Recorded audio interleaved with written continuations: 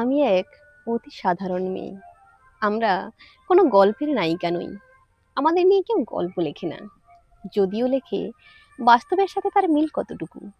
আমাদের জীবনে কোনো পরিবর্তন নেই। নেই কোনো অপ্রত্যাশিত সুখবর বা হঠাৎ কোনো পালা বদল। আমাদের জীবনে হঠাৎ করে কোনো দেবদূত এসে আমাদের হাত ধরে সৌভাগ্যের দোরগোড়ায় নিয়ে যায় না।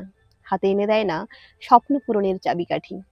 অথবা আচমকাই কেউ আবিষ্কার করে ফেলে না আমাদের মধ্যে লুকিয়ে থাকা প্রতিভাকে, যার সাহায্যে আমরা সাধারণ থেকে অসাধারণ হয়ে উঠতে পারি, করতে পারি বিশ্বজয়, যেমন করে করে উপন্যাসের নায়িকারা।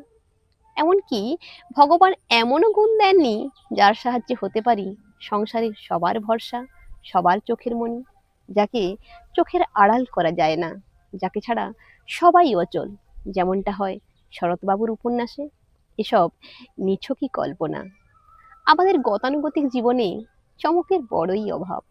সেই একই একঘেয়েমি সুর, সংসারের ঘানি টানতে টানতে আমার আমিটাই কোথায় হারিয়ে যায়।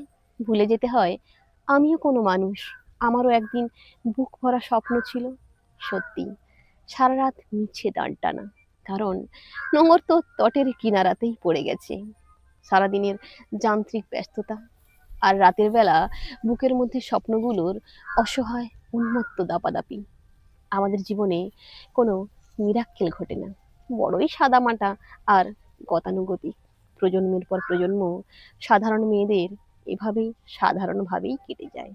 তাদের আর অসাধারণ হওয়া হয়ে ওঠে না।